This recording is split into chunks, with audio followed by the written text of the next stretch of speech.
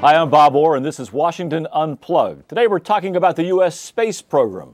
After 5 failed attempts, Shuttle Endeavour finally lifted off last evening. Meanwhile, today marks the 40th anniversary of the launch of Apollo 11, the historic mission to the moon in 1969. We're going to talk to Buzz Aldrin, the second man to step on the moon, in just a moment. But first, let's go to CBS space analyst Bill Harwood. He's at the Kennedy Space Center in Florida. Bill, thanks for joining us today. It's my pleasure, Bob. I saw last night in your notes that when Endeavour lifted off, there was an uncommon bits of debris, a large amount of debris that came off. Is this a problem? It's really too soon to say. You know, they always expect a little bit of foam insulation to come off the external tank. There's nothing really they can do about that. What they've tried to do since the Columbia accident 6 years ago, of course, is minimize the amount of debris. If it makes sure if stuff comes off, it's small and causes no real damage. During the launch, as you say, we saw multiple debris events. Quite a bit of foam came off the tank. Some of that could have been due to lighting. It might have been coming off all along. We never saw it before. But this did look unusual to my untrained eye anyway. And there are at least a couple of places where it clearly caused some damage to the heat shield tiles on the belly of the orbiter. The real question is it serious damage? They're going to be doing their normal inspections over the next 2 days, and they'll certainly find that out. Right now, it's too soon to say. It's just something they're looking at. After Columbia, we, of course, always worry about that. The crew's been made aware of this, but I don't get any sense that NASA's all that concerned yet. They're not. You know, it's just one of those things that it's really, you know, it happens over and over again. Things happen, it looks bad, and then as you get into it and look at it a little bit more, it might not be as bad as it looks. They withhold judgment on these things until they get the data, and that's the smart thing to do. When the shuttle approaches the space station on Friday, they'll do that backflip maneuver. The guys on the station will take pictures of those tiles with very powerful cameras, and whatever damage is there, they'll see it. And if they need to, they can do some repairs. But right now, I think it's kind of wait and see. So this is another mission to the International Space Station. Now, we're pretty much running up against the clock here because the shuttle program's over in 2010, right? That's right. At the end of next year, the program ends. There's 7 more flights planned after this one. And of course, they really need to get up as much spare parts as they can, supplies as they can, to keep the station going after the shuttle stops. I don't know that most Americans realize that without the shuttle, major components can't get to the station. The Russians have rockets, of course, that carry cosmonauts and small amounts of supplies, but for really big stuff, they need the shuttle. So NASA's plan between now and the end is to launch major components, spare gyroscopes, spare cooling assemblies, you know, big units that if they fail later, they want to have them on the station, pre-positioned, ready to be installed, because there isn't going to be anything to carry them up. That's kind of the near-term goal of these flights, is to supply and resupply the station. So the shuttle program winds down. And then what comes next? I guess we're into kind of a dark hole in the space program for at least a couple of years. But what's on the horizon? Well, what NASA's trying to do is implement the Bush administration's vision for space exploration. This is something the Bush administration announced back in 2004. They ordered NASA to complete the space station and retire the shuttle by 2010, or the end of 2010, and then to use the money that had been going into both those programs, more than $4 billion a year, to build a new set of rockets. NASA calls them Ares. There's an Ares 1 rocket that'll launch a crew capsule, kind of like a big Apollo capsule, to low Earth orbit. And then eventually NASA wants to build a big heavy lift rocket that would launch a lunar lander. So you'd launch the crew on this Ares 1 rocket. The capsule would dock with the lander that was launched by the big unmanned rocket. They both go off to the moon. And somewhere around 2020, NASA would hope to establish permanent bases on the moon. Now, whether the government will pay for that, a big unknown. The Obama administration's ordered a review of NASA's manned space program. They're going to come back sometime in August, and they'll weigh in on what policy makes the most sense. Until then, it's like you said, it really is up in the air. NASA's marching down the road for a moon program, but it's not clear yet that the government's going to give them the money to do it. And I know NASA's using this week, the 40th anniversary of Apollo 11, to remind people that they've done heroic things. This is kind of a PR initiative, I think. Well, it really is. You know, I mean, you can't take anything away from Apollo 11. I mean, that's one of those events that 500 years from now, when there's 2 or 3 paragraphs written about the 20th century, Apollo 11 is going to be there. It truly was a remarkable event, and it's something that is worth remembering 40 years later, if for nothing else, just to remember that they actually did this.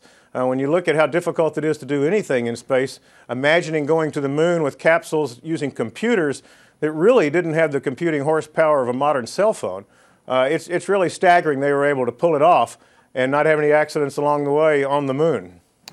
All right. Well, Bill, thanks for taking a few minutes this morning. I know we'll be watching for updates on whether this debris problem is a problem or not. Absolutely, Bob. Thanks. Okay. Thanks a lot. Bill Harwood again at the Kennedy Space Center.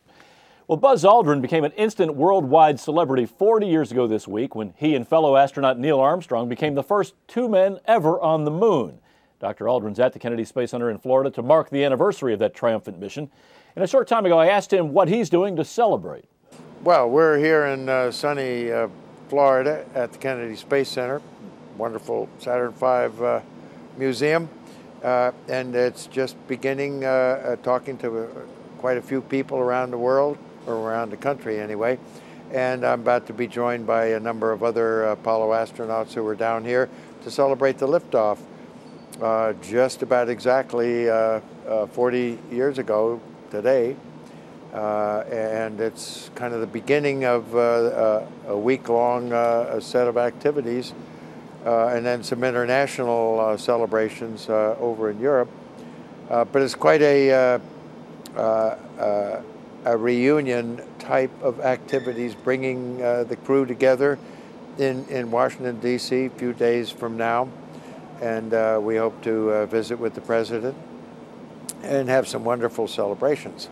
You've been asked about this for 40 years. So much has been written about Apollo 11 and the historic mission. Do you ever get tired of talking about it? No, I think it's a good idea to keep sharing it with new generations that come along. We're happy to give them an additional history lesson in addition to the greatest generation that came along during World War II. We think the great opportunities that came along for us to expand our horizons of exploration with the challenge to send a man to the moon, bring him back safely. Just helped to end the Cold War and helped to open up exploration throughout the world. Talk to me a little bit, if you could, about those few minutes you spent on the moon when you first arrived there with Neil Armstrong. As you mentioned, it was the height of the Cold War. Vietnam was going on. It fulfilled a promise the president had made. Did you feel like a hero at that moment? No, not at all. We felt like very fortunate people being given the opportunity to be responsible, alert, and to carry out our task to the very best of our ability, being enjoying what we're doing, but also paying very close attention to our once-in-a-lifetime opportunity that just came along. So fortunately for the three of us and for all of the people of Apollo who were able to share in this really earth-changing opportunity of opening up exploration throughout the universe. Was there a moment, though, when you're there and you're looking down, and I can't even imagine what that view must look like, where you just thought, wow, this is really cool, I'm the luckiest guy? Well, you know, as my hometown, when I moved out, Yogi Berra moved in, and it's never over till it's over, so there was a lot left to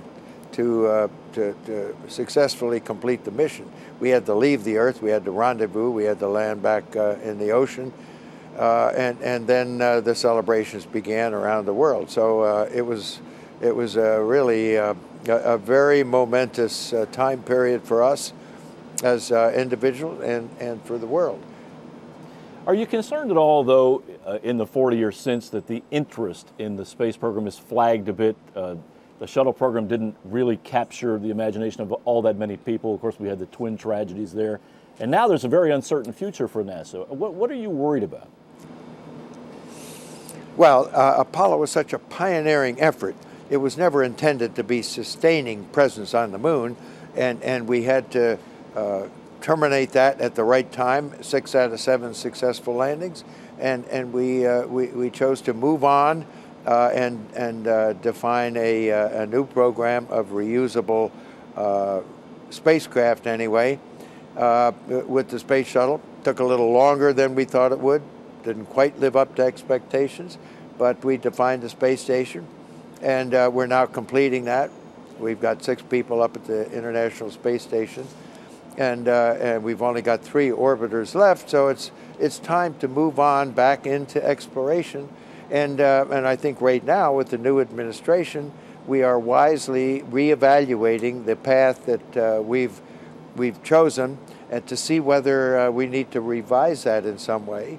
And I think we need to conserve our launch resources with one launch vehicle instead of two, and that'll allow us to maybe follow the shuttle with the U.S. International Mini Shuttle landing on a runway, and enable us to alter the course so we can help the other international nations land their humans on the moon with their resources, while we chart a course, a pathway, a progressive, optimistic pathway to human presence on the planet Mars. Now, it's going to take probably 2 decades or a little more to carry that out, but I think it's a very exciting period where once we develop long-duration life support equipment at the space station, those exploration modules can then fly by comets, station keep with Orion at asteroids, look at even Earth-threatening asteroids like Apophis, and then send the exploration module to the moon of Mars, Phobos, occupy it for several times over a period of 5 or 6 years before we actually touch down on the surface of Mars. It's truly exciting opportunity, and I hope to share this with many people so that we can embark on a very challenging, optimistic pathway for the future. All right, Dr. Buzz Aldrin, thanks very much for taking a few minutes this morning. Thank you. And thank you for watching Washington Unplugged. Join us again tomorrow at 12:30 p.m. right here on CBSNews.com. For now, I'm Bob Orr. Have a good day.